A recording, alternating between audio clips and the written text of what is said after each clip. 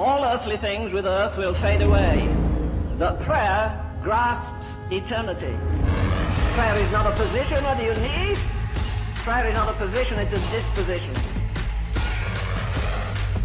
Prayer is almost the greatest human privilege that we have.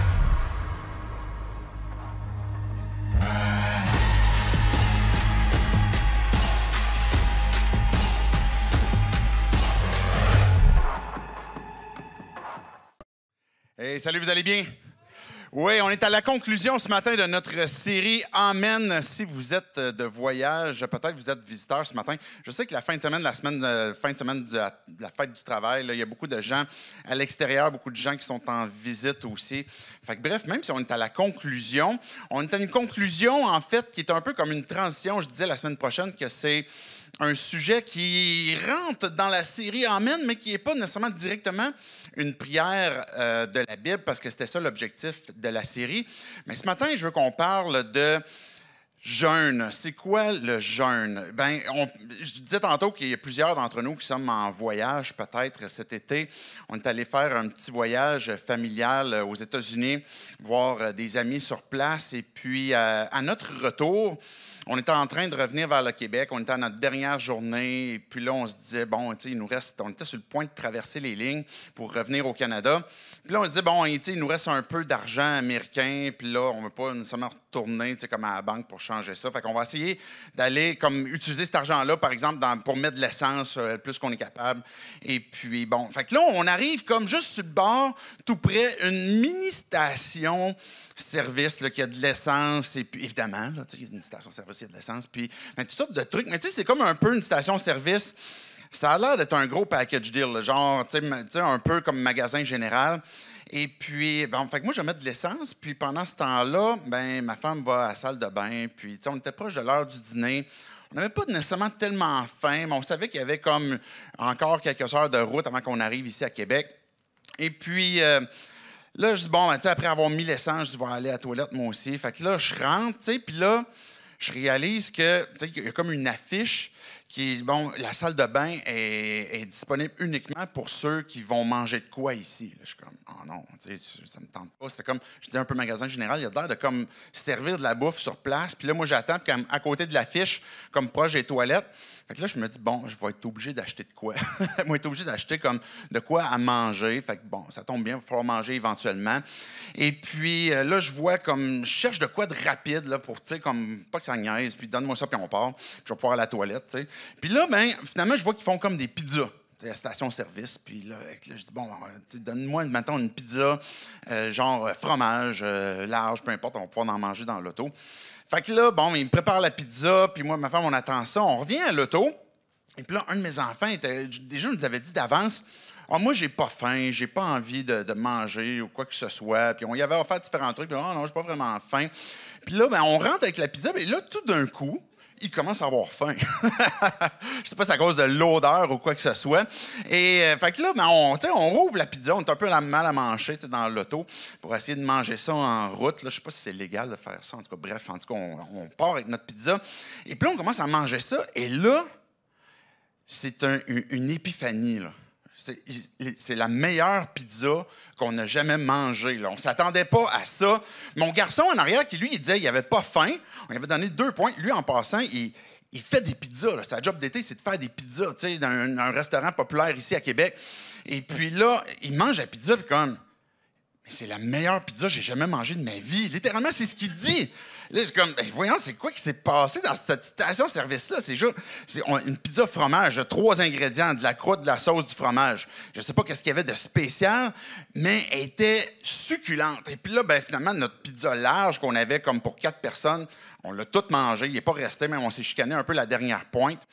On arrive des fois dans des situations comme ça où on ne s'attend pas à goûter de quoi. Depuis ce temps-là, en fait, là, juste pour fermer un peu l'histoire, là, je pense qu'au moins une fois par semaine, je me dis, c'est trop loin, cette place-là, pour que je retourne pour aller dîner. Juste aller chercher une pizza, comme faire 6 heures de route pour aller chercher une pointe de pizza. Et des fois, j'y pense sérieusement.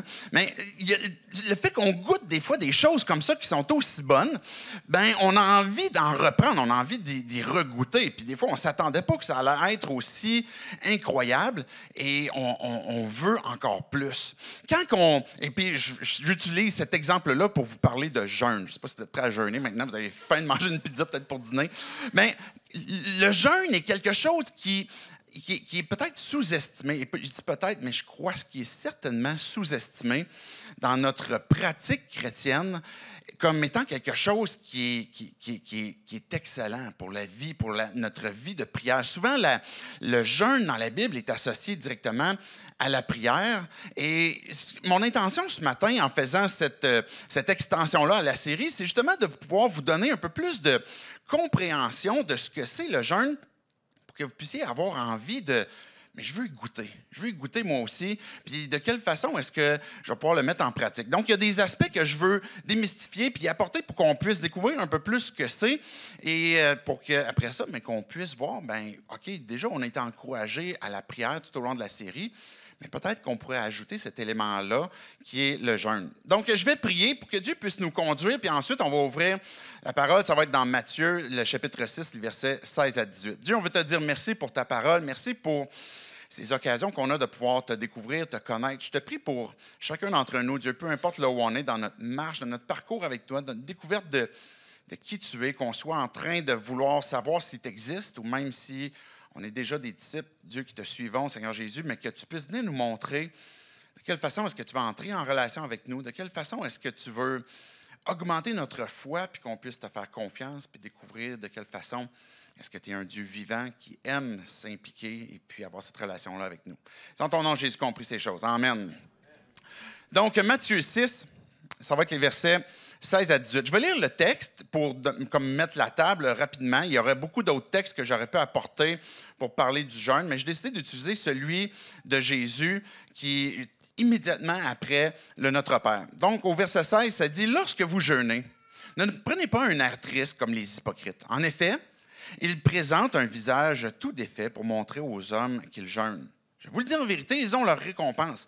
Mais toi, quand tu jeûnes, parfume ta tête et lave ton visage afin de ne pas montrer que tu jeûnes aux hommes, mais à ton Père qui est là dans le lieu secret, et ton Père qui voit dans le secret te le rendra. » Jésus a enseigné sur le jeûne comme étant, et on peut comprendre qu'à l'époque, quand Jésus va dire « Bien, faites pas le jeûne pour que ça soit vu des hommes, des personnes autour de vous, mais que ça soit quelque chose qui soit entre toi et Dieu. » Donc, ça sous-entend déjà qu'il y avait une pratique déjà un peu plus répandue à l'époque, plus commune dans le contexte des Juifs. Mais c'est quoi le jeûne? C'est quoi cette idée de ne pas jeûner? Le jeûne, en fait, oui, on le voit évidemment dans le judaïsme et dans le christianisme, mais ça transcende aussi plusieurs autres groupes religieux. Le judaïsme, par exemple, qui vont jeûner à partir de la prescription qui est donnée pour le Yom Kippour et puis qui vont avoir certaines pratiques qui vont être faites, mettons le lundi ou le jeudi. Dans l'islam, on entend parler, parce que c'est quand même répandu même ici, cette idée du ramadan où, par exemple, les musulmans ne vont pas manger du matin jusqu'au soir. Il va y avoir l'hindouisme aussi qui va avoir des jeûnes rituels. Le bouddhisme, il va y avoir aussi des pratiques de jeûne. Confucianisme, qui va avoir aussi des jeûnes de 3 jours, par exemple, quand il va y avoir un deuil. Dans les cultures autochtones, si on voit un peu, il y a différents aspects dans la culture autochtone un peu religieuse qui peuvent se pratiquer, mais on va voir aussi des pratiques de jeûne. Et aussi, la santé. Hein? On entend ça parler partout de ces temps-ci, comme les jeûnes intermittents. Puis je ne fais pas la promotion, puis je m'en fous, peu importe si vous le faites ou vous ne le faites pas. Là. Mais l'idée, c'est que je veux simplement révéler le fait qu'on en entend parler dans plusieurs mouvements, que ce soit des mouvements religieux, mais que ce soit même dans le domaine de la santé. C'est quelque chose qui est en vogue ces temps-ci. Mais le jeûne, c'est quoi? Ça implique quoi? Je vous ai apporté une courte définition, puis avec quelques explications pour qu'on puisse bien comprendre qu'est-ce que c'est et qu'est-ce que ce n'est pas, là, le jeûne chrétien. Le jeûne est une pratique spirituelle visant à rendre le croyant plus disponible à Dieu et plus sensible à sa présence, dans une attitude d'humilité et de dépendance à la grâce. C'est la raison pour laquelle j'ai intitulé ce titre-là de ce message-là, pour dynamiser ta prière, jeûne. Le jeûne va venir dynamiser la prière. Et en quoi ça consiste? Bien, c'est une abstention de nourriture. Donc, au premier degré, sa première définition, bien, le jeûne est pratiqué dans une abstention de nourriture. Ça peut être dans par exemple, pendant un certain moment, un certain temps. À un moment donné, on voit Jésus qui a jeûné pendant 40 jours. Ça, c'est comme niveau expert, OK? Partez pas ça cet après-midi comme moi, je jeûne 40 jours. Bien, il y a des jeûnes comme ça qui sont de différentes longueurs, de différents moments. Ça peut même être un repas, par exemple, où on peut jeûner, prendre un repas, puis qu'on dit, bien, pendant ce repas-là que je ne prendrai pas, bien, je vais prendre le temps de parler à Dieu, je vais prendre le temps de prier.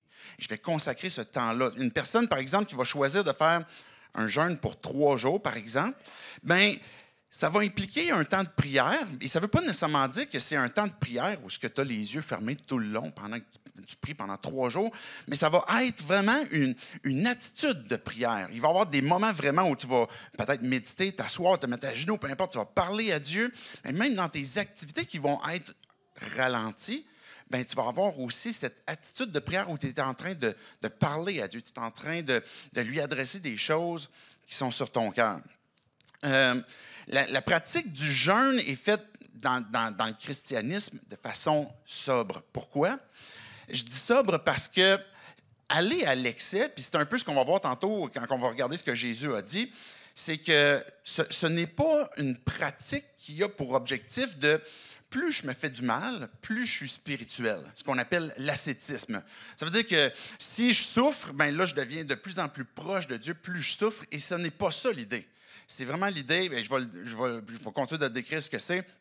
C'est, oui, une attitude de sobriété, mais le jeûne n'est pas une fin en soi. C'est-à-dire que, puisque je ne mange pas, je suis en train de faire quelque chose qui plaît à Dieu. C'est plutôt, le jeûne est un moyen de venir dynamiser la prière comme telle.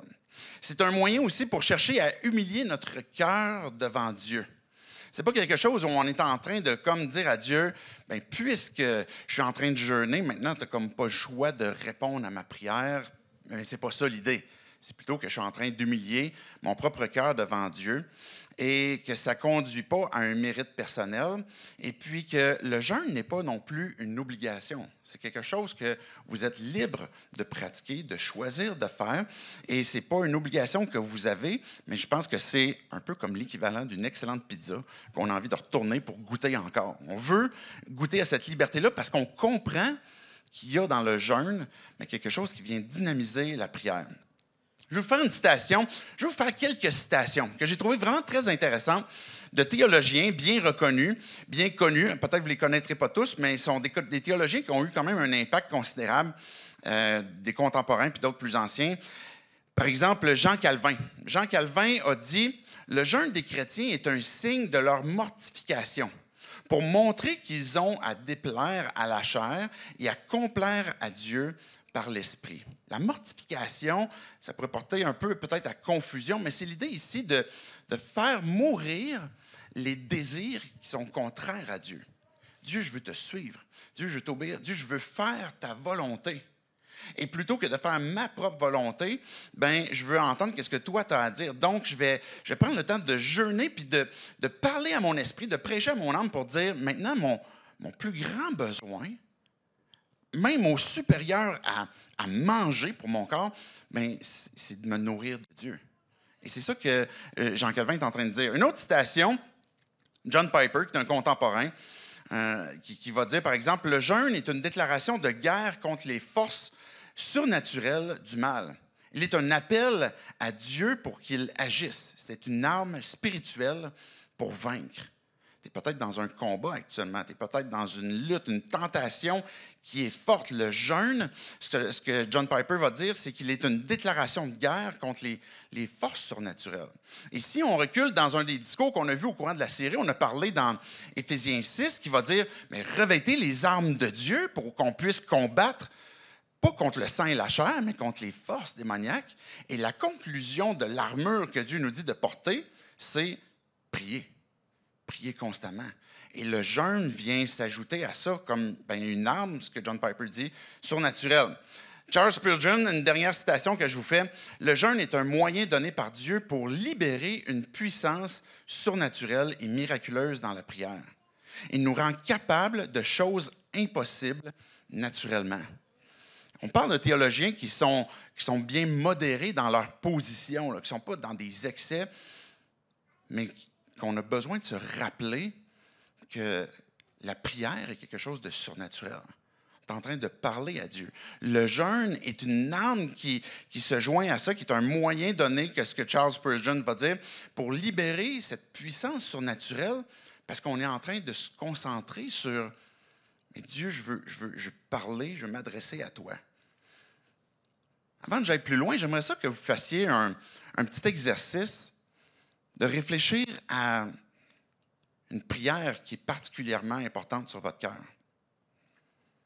Qu'est-ce qui, pour vous, peut-être vous avez prié depuis longtemps, peut-être que vous n'avez jamais osé prier.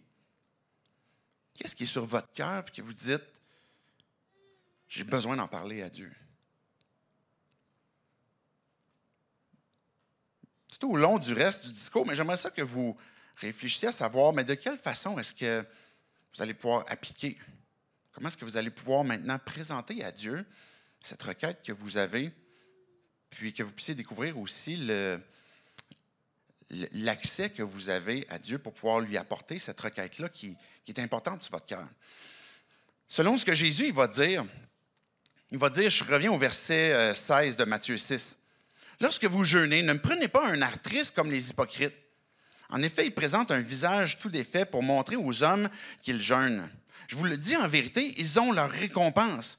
Mais toi, quand tu jeûnes, parfume ta tête, lave ton visage pour ne pas montrer que tu jeûnes aux hommes, mais que ton Père qui est là dans le lieu secret va pouvoir te récompenser. Tout le contexte de ce texte-là, non seulement les quelques versets que je viens de lire, mais de Matthieu 6, puis du sermon sur la montagne, là, comme le sermon le plus important que Jésus a fait, ou quand je dis important, comme le plus long, puis il a apporté beaucoup d'éléments là-dedans, bien, il va avoir cette insistance qu'on est en train de parler à Dieu comme un père. Juste dans Matthieu 6, les versets 1 à 18, 10 fois le mot « père » va revenir. 10 fois, en 18 versets. Le mot, par exemple, 7 fois, va faire référence aux hommes, de ne pas le faire pour paraître devant les hommes. Il va parler à 4 reprises aussi de récompense, puis à 3 reprises d'hypocrite. Ce que Dieu est en train de nous dire, c'est quand tu parles, quand tu es en train de jeûner, la première motivation que l'on a, c'est que je suis en train de connecter avec Dieu. Je suis en train de parler avec mon Père. Ou parler avec celui qui m'interpelle pour devenir mon Père, parce qu'il veut que je sois réconcilié avec lui. Et quand que Jésus va parler de ce texte-là, ben, on a besoin de comprendre que le cœur de Dieu, c'est qu'on soit intime avec lui. Pourquoi est-ce que je vais jeûner? Pourquoi est-ce que tu vas prier? Est-ce que c'est parce que, c'est une bonne pratique religieuse? J'aurais pu donner une autre citation de Jean Calvin qui disait, à cause de notre incompréhension souvent de ce que c'est le jeûne, ou le fait que, soit qu'on ne sait pas ou qu'on ne le pratique pas assez, bien, on va le mépriser. On va mépriser ça parce qu'on se dit, regarde, de toute façon, on ne l'a jamais fait, puis ça n'a jamais vraiment servi à de quoi. Ou bien, on va continuer à persévérer ou rester dans notre ignorance ou incompréhension de ce que c'est. Mais le jeûne est un moyen d'être intime avec Dieu, puis de lui apporter notre cœur, puis qu'on est en train de se concentrer sur « Voici Dieu, qu'est-ce que je veux t'apporter, puis qui est pesant sur mon cœur. » Puis je vais pouvoir avoir confiance que je suis en train de m'adresser à un père, à un papa. Je sais qu'il y en a parmi nous qu'on est des pères. J'étais allé rencontrer mon papa qui vit à Sherbrooke, qui vient d'avoir 80 ans. Et puis, c'était cool, on a passé un petit temps ensemble. Et puis, j'ai ce privilège-là de pouvoir parler de ma foi avec mon père, parce qu'en fait, c'est lui qui m'a communiqué la foi. Fait qu'il m'a partagé comment est-ce que lui a connu Jésus, etc. Fait que j'ai un père qui est maintenant jusqu'à 80 ans, puis qui connaît le Seigneur, puis qui me partage son cœur. Puis je peux avoir cette confiance en lui, mais qui m'a montré aussi qu'ultimement, on a ensemble un Père céleste. Mais humainement, quand on est père terrestre, on est clairement imparfait. Là. Et puis, je ne parle pas de mon père à moi, là, qui est parfait, mais je parle de moi-même quand que j'ai des écarts de conduite. Des fois, je vais comme m'irriter, je vais peut-être me fâcher, je vais peut-être comme oublier des choses que j'ai dites puis que finalement, je ne respecte pas. Mais notre Père céleste est de loin supérieur à ce que nous, on peut performer comme rôle de père. Et quand Dieu il dit, je veux que tu puisses être intime avec moi. Puis le jeûne, c'est pas pour pratiquer quelque chose qui va juste paraître devant les autres. Puis c'est pour ça que Jésus disait, faites-le pas pour être vu des autres, mais faites-le plutôt, lave ta face, lave tes cheveux, comme paraît bien, aie de l'air du mieux que tu n'as jamais peut-être paru, je ne sais pas. Et puis, quand tu jeûnes et que tu pries, rappelle-toi que c'est parce que tu es avec ton Père, puis tu es en train de lui parler. Et c'est lui qui va récompenser, c'est lui qui va montrer qu'il est là, qu'il voit, qu'il entend, et puis qu'il sait qu'on a besoin aussi quand on se présente à lui. Il y a 3 choses que Jésus va faire référence dans ce texte-là, puis qui conclut finalement avec le jeûne. Et je suis en train de donner encore un petit peu le contexte du Sermon sur la montagne, mais Jésus va parler de quand tu vas donner, quand tu vas faire l'aumône, quand tu vas prendre soin, par exemple, des gens qui sont dans le besoin, tu vas contribuer, par exemple, à la mission de l'Église, faire connaître Jésus, etc. Mais pourquoi tu vas le faire? Mais là, on pourrait le faire parce que je veux pratiquer une religion, je veux comme bien paraître, puis c'est la raison pour laquelle je vais donner, mais ce n'est pas le bon motif. Je vais le faire parce que je veux faire connaître mon Père à plus de monde que je peux. Parce que l'intimité que je découvre avec lui, j'ai envie que d'autres puissent le découvrir. Ce que Dieu fait dans ma vie pour me transformer, la façon qu'il me pardonne mes péchés, la façon qu'il, même quand je recommence puis je suis infidèle puis qu'il me relève, mais je veux que d'autres puissent le connaître. C'est la raison pour laquelle je veux contribuer. Ou un autre exemple, mais qui va être la prière en soi. Mais Jésus va dire, faites pas comme ceux qui prient comme dans le coin des rues pour qu'il est vu de tous, ce n'est pas très dans notre culture aujourd'hui, là, mais de pratiquer quelque chose de religieux pour être vu, pour comme, hey, wow, c'est vraiment fou, lui, il est tellement spirituel. Il prie. C'est peut-être ça aujourd'hui, là, quelqu'un qui prie, c'est déjà très spirituel. Mais il va conclure avec le jeûne. Et ça va être quoi mon motif? Ça va être quoi ma motivation? Et puis, le terme que Jésus va utiliser est quand même assez dur, parce qu'il va dire, au tout début du verset 16, « Lorsque vous jeûnez, ne prenez pas un air triste comme les hypocrites. » C'est d'avoir 2 faces. Je veux montrer que je suis en train de souffrir parce que j'aime Dieu, etc. Puis Jésus, il dit non, fais-le pour ton motif parce que tu es en train de parler à Dieu, tu es en train de t'adresser à lui.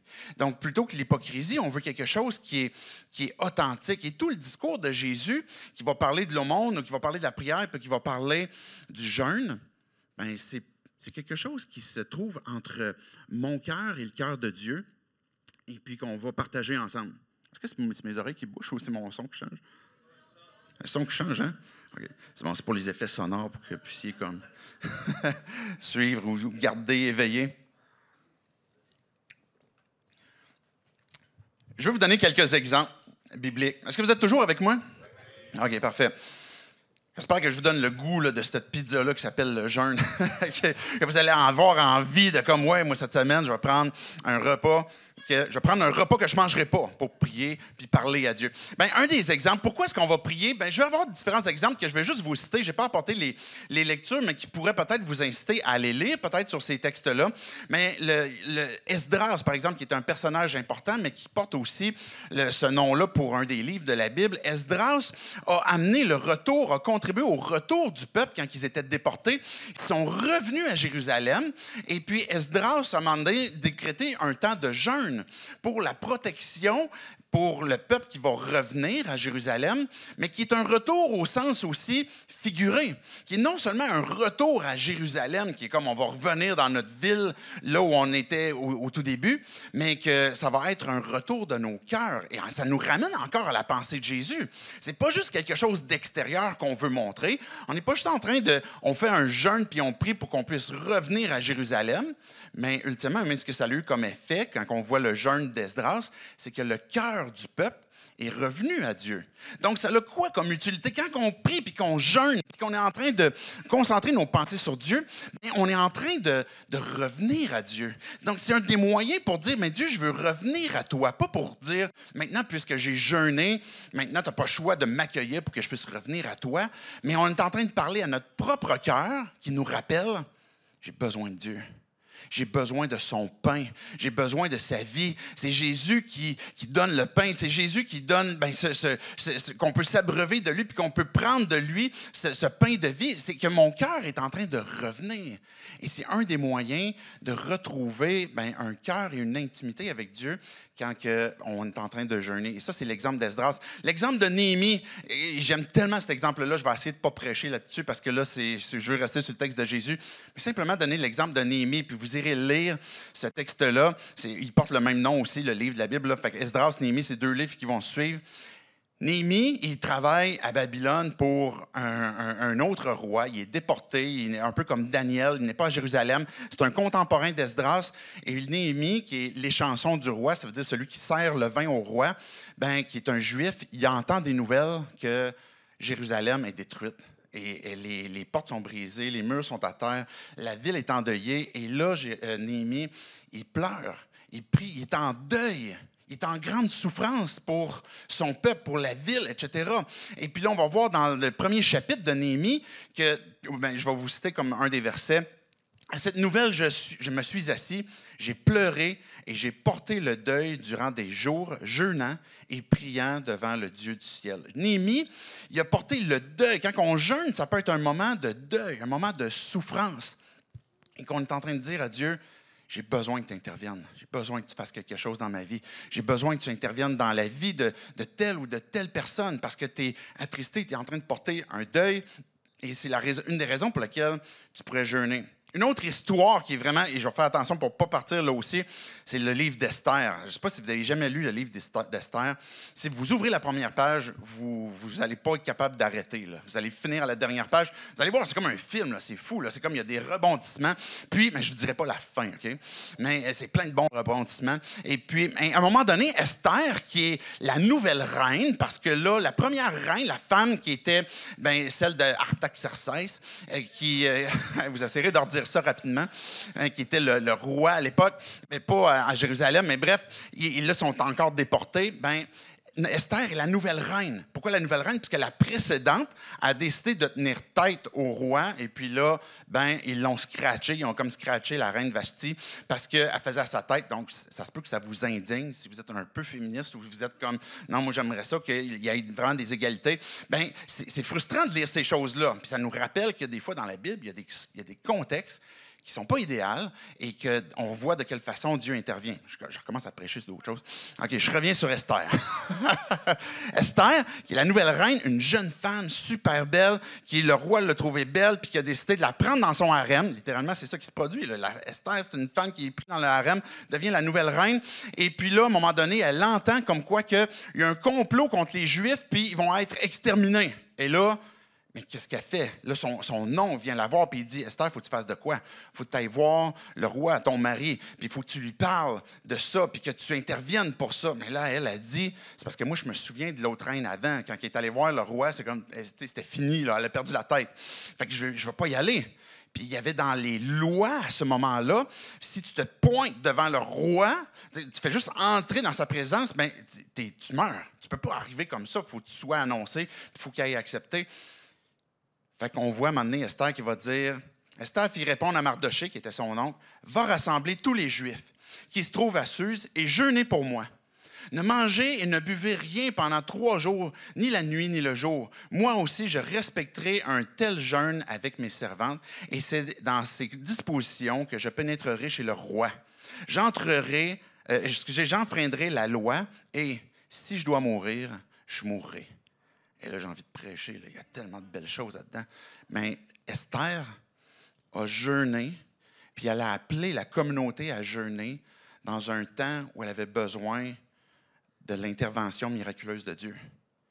C'est une situation dramatique. Peut-être que la prière que tu as réfléchi et qui est sur ton cœur, c'est peut-être une prière que tu te dis, c'est dramatique. Il y a quelque chose d'impossible, d'insurmontable à ça. Et Dieu te dit, parle-moi, prie-moi, jeûne. On voit dans l'exemple d'Esther que ça a été un moment où toute la communauté puis la reine a jeûné. Puis à la fin du jeûne, savez-vous ce qui est arrivé? Allez lire Esther. La suite est vraiment intéressante, plus qu'intéressante. David, il a jeûné dans un moment où il allait perdre un enfant qui était malade. Il a jeûné pour son enfant, puis il a prié. À un moment donné, on voit dans le Nouveau Testament l'Église d'Antioche qui est en train de prier et de jeûner pour entendre la voix de Dieu. Dieu, c'est quoi que tu veux pour nous? Tu as placé sur notre cœur de faire différentes missions, etc., mais on est en train de jeûner, de prier pour discerner ta volonté. Et le jeûne et la prière vont faire partie des moyens que Dieu te donne pour trouver sa volonté, pour entendre sa voix. Ça permet de diminuer les distractions et puis de dire, mais maintenant, Dieu, je veux écouter qu'est-ce que toi, tu as à me dire. Et puis, et c'est ce qui est arrivé à l'Église d'Antioche. Pendant qu'il rendait un culte au Seigneur et qu'il jeûnait, le Saint-Esprit dit. C'est un moyen que Dieu nous donne pour entendre sa voix, pour placer devant lui certaines requêtes. Et Jésus a dit aussi dans un contexte où ses disciples ne pouvaient pas chasser un des démons qui faisait du mal. Et je vous épargne encore beaucoup de détails, mais Jésus a dit, vous n'avez pas beaucoup de foi. Si vous aviez la foi comme un grain de moutarde, vous pourriez comme dire à une montagne, jette tout dans la mer. Et puis, ce type de démon-là, il peut être chassé par la prière et le jeûne.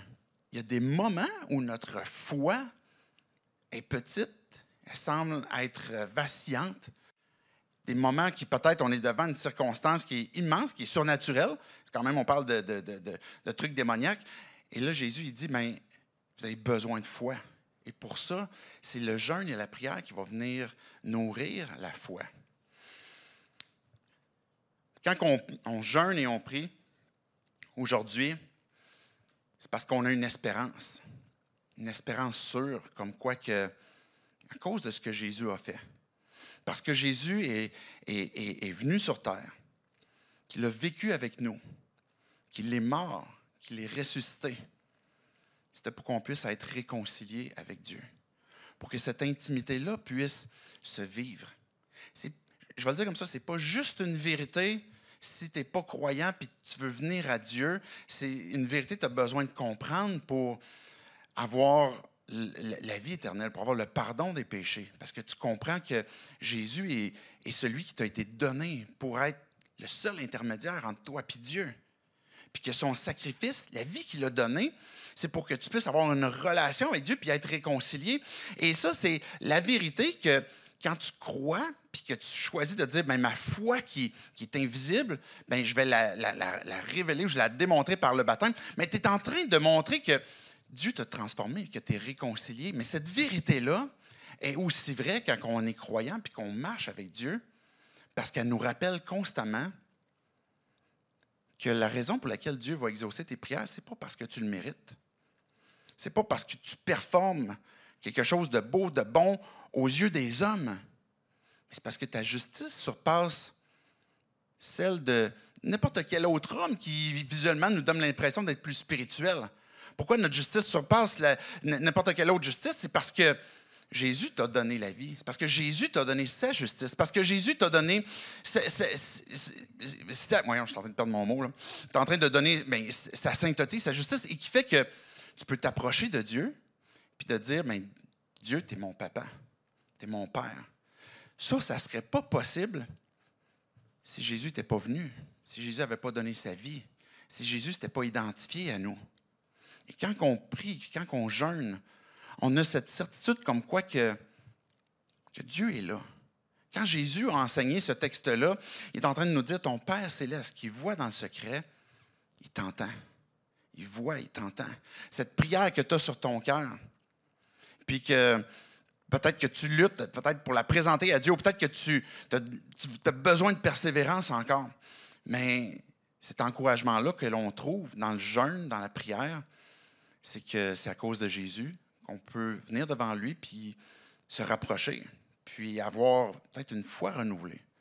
Peut-être avoir l'intervention de Dieu dans une circonstance où on a l'impression qu'il n'y a plus rien qui peut se produire. Et puis qu'on prend un temps pour dire, Dieu, je veux que tu puisses intervenir dans cette situation-là. Puis Jésus est venu pour apporter le salut, sa mort, la résurrection, mais apporter aussi ce désir que je veux connecter avec Dieu, je veux lui parler. Ce n'est pas juste pour être exaucé qu'on prie, mais c'est parce que notre âme a besoin de parler à Dieu. Et le fait qu'on jeûne, justement, comme on disait au tout début, nous rappelle que notre plus grand besoin, ce n'est pas tant le pain qu'on mange physique, mais ce qui est plutôt le pain spirituel où ce que j'ai besoin d'avoir cette relation-là avec Dieu. Et quand on a goûté Dieu, quand on a goûté cette intimité-là avec lui, quand on a goûté comme c'était vraiment succulent, c'était excellent, on a envie de revenir puis de faire connaître aussi cette puissance-là qui est dans la prière puis dans le jeûne. Je vais inviter les musiciens à s'avancer. Je vais vous lancer un défi. Peut-être que ce n'est pas dans votre pratique, le jeûne. Peut-être que c'est quelque chose que vous n'avez jamais fait. Puis vous vous demandez, comment vous allez le faire? C'est pas compliqué, mangez pas.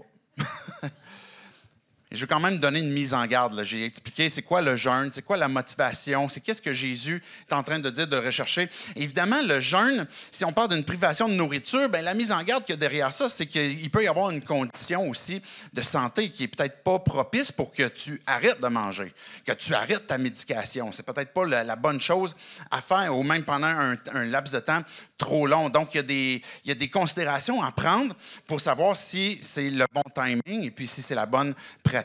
Mais le challenge que je vous lance peut se faire peut-être autrement aussi. Parce que le fait de ralentir nos vies, le fait de ralentir peut-être nos aspirations, ce que nous, on désire. J'aime beaucoup écouter du Netflix, j'aime beaucoup faire du Instagram, j'aime beaucoup faire, peu importe quelles seraient les applications, peu importe.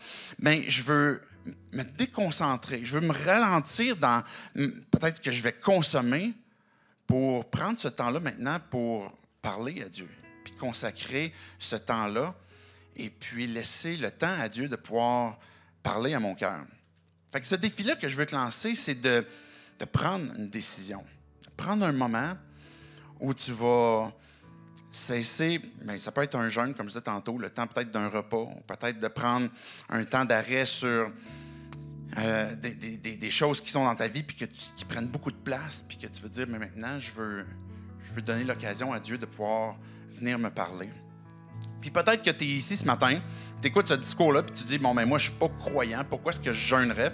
Peut-être que le fait de ralentir, je ne sais pas si tu vas vouloir arrêter de manger pour l'espace d'un repas, mais peut-être le défi qui pourrait être devant toi, c'est de prendre un temps de ralentir peut-être certaines distractions, certaines choses que tu fais pour réfléchir à est-ce que, si tu poursuis, tu veux savoir est-ce que Dieu existe, etc., mais c'est peut-être un temps de prendre le temps de réfléchir, de méditer, peut-être d'aller lire qu'est-ce que Jésus a dit, et puis de donner l'occasion à Dieu que s'il existe, qu'il puisse venir te parler, et puis venir, nourrir ta foi. Et c'est le défi que je veux te lancer à toi aussi, de prendre le temps de méditer, de réfléchir sur ta vie, sur peut-être ce qui est en train de s'initier dans ton cœur par rapport à ta curiosité envers Dieu. J'aimerais qu'on prie. Je vais vous inviter à vous lever avec moi, si vous êtes à l'aise. Donc, vous pouvez rester assis.